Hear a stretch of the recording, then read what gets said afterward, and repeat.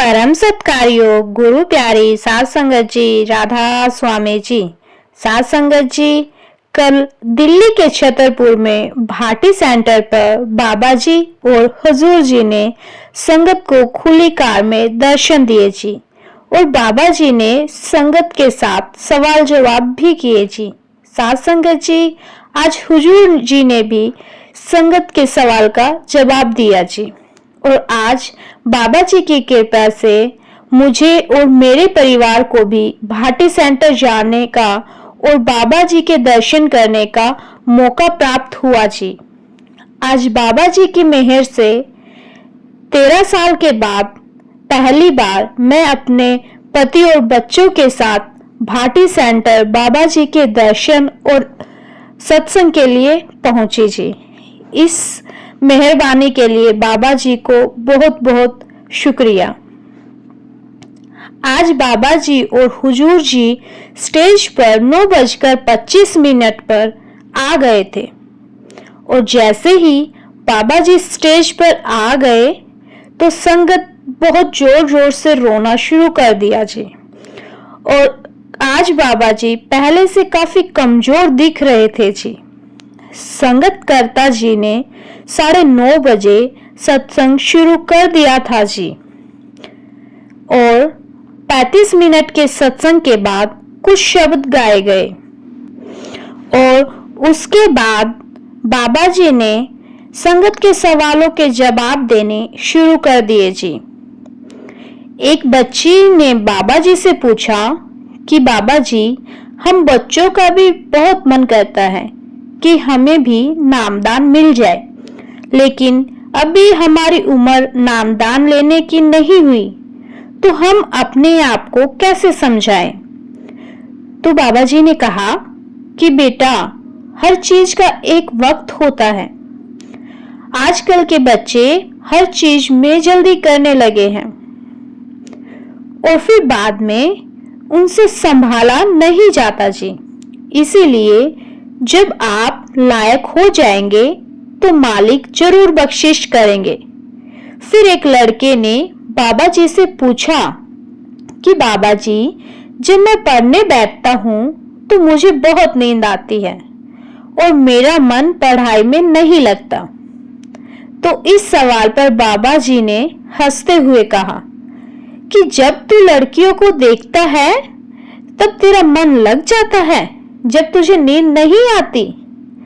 तो इस जवाब पर संगत जोर जोर से हंसने लगती है जी। फिर आगे बाबा जी ने इस बच्चे को बड़ी ही अच्छी शिक्षा देते हुए समझाया कि बेटा, मन लगे या ना लगे, हमें मेहनत तो करनी ही पड़ेगी। अगर आज पढ़ाई में मेहनत कर लेगा तो आगे सारी उम्र मौज करने के लिए मिलेगी, और अगर आज मौज मेला करेगा तो आगे चलकर दूसरों का मोहताज बनना पड़ेगा। फिर एक लड़की ने बाबा जी से पूछा कि बाबा जी, मैं 2 साल से नीट की तैयारी कर रही हूँ, लेकिन मुझे सफलता नहीं मिली। साध संगत जी, नीट का पेपर डॉक्टरी की पढ़ाई के लिए एडमिशन लेने के लिए दिया जाता है जी। तो जब लड़की ने इस बारे में बाबा जी से पूछा तो बाबा जी ने कहा कि बेटा, हमें किसी भी सूरत में हार नहीं माननी चाहिए। मेहनत करने वालों के साथ मालिक हमेशा होता है और एक ना एक दिन कामयाब कर देता है। इसीलिए आप हिम्मत ना हारे और कोशिश करते रहें। फिर यही लड़की बाबा जी से कहने लगी कि बाबा जी, मुझे बहुत गुस्सा आता है। तो बाबा जी ने इस लड़की को समझाया कि बेटा, गुस्से से तो बात हमेशा बिगड़ती ही है। गुस्से में इंसान न जाने कैसे कैसे डिसीजन ले लेता है। इसीलिए हमें हमेशा नरम स्वभाव रखना चाहिए। फिर एक लड़की ने बाबा जी से कहा कि बाबा जी, मेरा सवाल आपसे नहीं, हुजूर जी से है। लड़की ने पूछा कि बाबा जी, आप हुजूर जी से पूछकर बताओ कि उन्हें दिल्ली आईआईटी में एडमिशन कैसे मिल गया था, क्योंकि मैं तो बहुत तैयारी कर रही हूँ और हर बार रह जाती हूँ। तो इस सवाल पर संगत जोर जोर से हंसने लगी और बाबा जी, हुजूर जी भी जोर जोर से हंसे। तो फिर बाबा जी ने साथ में बैठे हुए हुजूर जी के कान में इस सवाल को पूछा। तो हुजूर जी ने इस सवाल के जवाब में कहा कि मेरे पिताजी बहुत स्ट्रिक्ट थे। ये सुनकर संगत फिर से हंसने लगती है जी। फिर एक भाई ने बाबा जी से पूछा कि बाबा जी, मैं नेपाल से हूँ और मुझे आपसे नामदान लेने की बड़ी इच्छा है। तो बाबा जी ने कहा कि बेटा, आप बड़ी खुशी से ले सकते हो। जब नामदान होंगे तो जरूर आ सकते हो। फिर इस नेपाल वाले भाई ने कहा कि बाबा जी, मैं आपको 2 लाइन शब्द की सुनाना चाहता हूँ। तो बाबा जी ने हाँ में सिर हिला दिया। तो इस भाई ने बड़ी ही प्यारी आवाज में शब्द सुनाया, मीत लगी तुम नाम की। ये शब्द सुनकर सारी संगत मोहित हो गई जी। बड़ा ही प्यारी आवाज में ये शब्द गाया था जी। फिर इस भाई ने कहा कि मेरी पत्नी और मुझे नामदान की बख्शिश जरूर करना जी।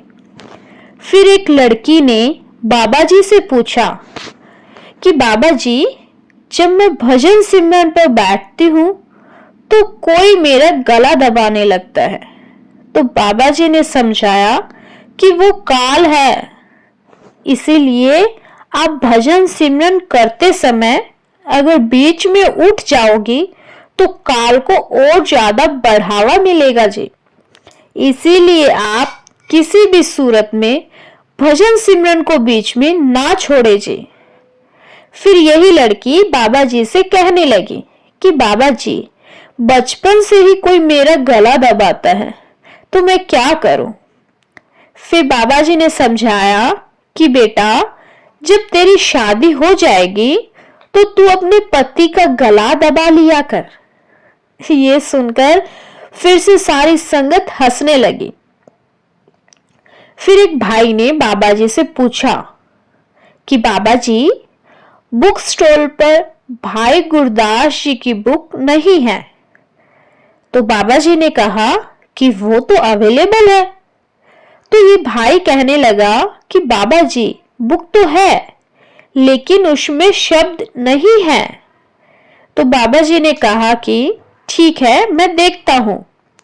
फिर यही भाई आगे कहने लगा कि बाबा जी, मेरी 2 बेटियां हैं, मुझे दोनों की भविष्य की ओर पढ़ाई की चिंता सताती है। तो बाबा जी ने समझाया कि बेटा, आपकी चिंता करने से जो होना है वो तो तब भी होकर ही रहेगा। इसीलिए आप घर का माहौल जब ठीक रखेंगे तो दोनों बेटियां अपने आप पढ़ाई में अच्छी बनेगी, बाकी आप मालिक पर छोड़ दो। फिर एक लड़की ने बाबा जी से कहा कि बाबा जी, मैंने कई बार सवाल जवाब की पर्ची डाली लेकिन मेरा नंबर कभी नहीं पड़ा, और आज जब मैं यहाँ आ रही थी तो मेरे भाई ने कहा कि तू मेरे नाम की पर्ची डाल और बाबा जी से मेरा एक सवाल करना। फिर इस लड़के ने बाबा जी से अपना सवाल पूछा। लड़की कहने लगी कि बाबा जी, मेरा भाई अजीब सी बात करता है। तो बाबा जी ने जब पूछा तो लड़की कहने लगी कि बाबा जी, मेरा भाई कहता है कि मैं बाबा जी बनूंगा। तो बाबा जी ने कहा कि बेटा, ये तो बड़ी अच्छी बात है, हम सबका लक्ष्य यही होना चाहिए, इसमें अजीब या गलत बात क्या है? लड़की के इस सवाल पर भी संगत जोर जोर से हंसने लगती। फिर एक बीवी बहुत जोर जोर से रोने लगी और रोते हुए बाबा जी से सवाल करने लगी। बीवी कहने लगी कि बाबा जी, आपका बहुत शुक्रिया जो आपने मुझे ये मौका बख्शा। मेरा कोई सवाल नहीं है, बस आप मुझे सेवा और सिमरन में हमेशा लगाए रखना। तो बाबा जी ने कहा कि बेटा, जहां जितने बैठे हैं सवाल किसी के पास नहीं है, लेकिन वो सब बात करने का मौका ढूंढते हैं और कोई ना कोई सवाल लेकर आ जाते हैं। जो भजन सिमरन करते हैं उनको सारे सवालों के जवाब अपने अंदर ही मिल जाते हैं। ये बीवी लगातार जोर जोर से रो रही थी और सेवादार बीवी इनको रोने से रोक रही थी। फिर ये बीवी कहने लगी कि बाबा जी, आप बहुत अच्छे हो, मुझे कुछ नहीं चाहिए, मुझसे सब ले लो, घर जमीन पैसा सब ले लो, लेकिन मुझे सेवा और सिमरन में कभी दूर मत करना। मेरे पति और बच्चों को भी अपनी ओर लगा दो। फिर एक लड़के ने बाबा जी से पूछा कि बाबा जी, जब हम किसी से निस्वार्थ प्रेम करते हैं तो क्या ये प्रेम भी परमार्थ ही कहलाता है? तो बाबा जी ने कहा कि बेटा, अभी हमारी अवस्था नहीं है कि हम प्रेम का मतलब समझ सके। हम प्रेम तो करते हैं लेकिन बांटना नहीं चाहते। सच्चा प्रेम तो वो है जहां चाहत नहीं होती। फिर एक लड़की ने बाबा जी से स्वर्ग और नरक के बारे में सवाल किया। लड़की ने इंग्लिश में पूछा था, जिसका मैं आपको हिंदी अनुवाद सुना रही हूं जी। लड़की कहने लगी कि बाबा जी, जब हम मर जाएंगे तो क्या आगे सच में स्वर्ग या नरक होते हैं? तो बाबा जी ने समझाया कि बेटा, स्वर्ग और नरक हम अपने कर्मों से बनाते हैं। कर्म अच्छे करेंगे तो जिंदगी स्वर्ग बन जाएगी, बुरे करेंगे तो नरक बन जाएगी। फिर एक बीवी ने बाबा जी से पूछा कि बाबा जी, मेरा बेटा पूछता है कि जो सेवादारनियां होती हैं वो हमेशा सफेद कपड़े पहनती हैं और हमारे देश में सफेद कपड़े विधवाएं पहनती है। मेरा बेटा पूछता है कि बाबा जी सेवादारों को सफेद कपड़े पहनने के लिए क्यों कहते हैं? तो बाबा जी ने कहा कि बेटा, क्या मैंने कभी कहा है कि सफेद कपड़े पहनकर ही सेवा पर आना है? हम पता नहीं क्यों कपड़ों में रूहानियत ढूंढने लगते हैं। या फिर आप लोग सफेद कपड़े इसीलिए पहनते हो क्योंकि मैं सफेद कुर्ता पहनकर आता हूं। फिर एक बीवी कहने लगी कि बाबा जी, आजकल सारे लोग मोबाइल में सबसे ज्यादा समय खराब करते हैं। आज हम एक परिवार में रहकर भी एक दूसरे से ज्यादा बात नहीं कर पाते। तो मेरा ये सवाल है कि सब कहते हैं कि जिस चीज से ज्यादा लगाव हो जाए, अंत समय में इंसान को वही चीज दिखाई देने लगती है। तो बाबा जी ने तो पहले हंसते हुए कहा कि अगर ऐसा हाल रहा तो अंत समय में सारे मोबाइल ही बन जाएंगे। ये उनकर सब को सुनकर संगत हंसने लगती है। फिर बाबा जी ने आगे समझाया कि बेटा, हम सबको एक बैलेंस बनाने की जरूरत है। बच्चा अगर पूरा दिन खेलेगा तो वो पढ़ाई कब करेगा? ऐसे ही हमें हर चीज का एक टाइम फिक्स करना चाहिए। आज मोबाइल हमारी जरूरत तो है, लेकिन हम मोबाइल के इतने आदी हो चुके हैं कि हम मोबाइल के मोहताज बन गए हैं और ये बात बिल्कुल गलत है। मोबाइल को जरूरत के हिसाब से इस्तेमाल करना चाहिए जी। साथ संगत जी, इसके बाद बाबा जी और हुजूर जी स्टेज से चले गए और 10 मिनट के बाद फिर से ओपन कार में संगत के बीच संगत को दर्शन देने के लिए आए। आज दिल्ली सेंटर में 1.5 लाख के आसपास संगत थी और बाबा जी सारी संगत को दर्शन देने में 35 से 40 मिनट का टाइम लग गया था। इसके बाद संगत पंडाल से बाहर जाने लगी और पंडाल के गेट पर संगत को प्रसादी दी गई और संगत ने अपनी श्रद्धा अनुसार सेवा डाली जी। साथ संगत जी, जो संगत दिल्ली बाबा जी का सत्संग सुनने जा रही है, उनसे एक विनती है जी, सुबह 6:30 से पहले सत्संग घर तक पहुंच जाए जी, नहीं तो आप जाम में फंस जाओगे जी। आज मैं सुबह 4:30 बजे अपने घर से निकली थी जी और 6:30 बजे तक सेंटर के अंदर पहुंच गई थी जी।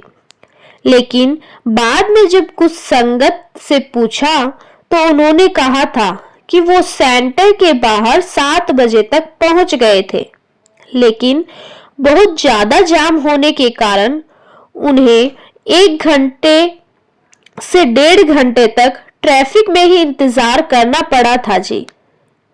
और संगत से दूसरी विनती ये है जी, संगत अपने कीमती सामान का और अपने पर्स का भी खास ध्यान रखे जी। दिल्ली जैसे शहर में भीड़ में जेब कतरे कब मिक्स हो जाए किसी को पता नहीं चलता जी। इसी के साथ मैं आपसे विदा लेती हूँ।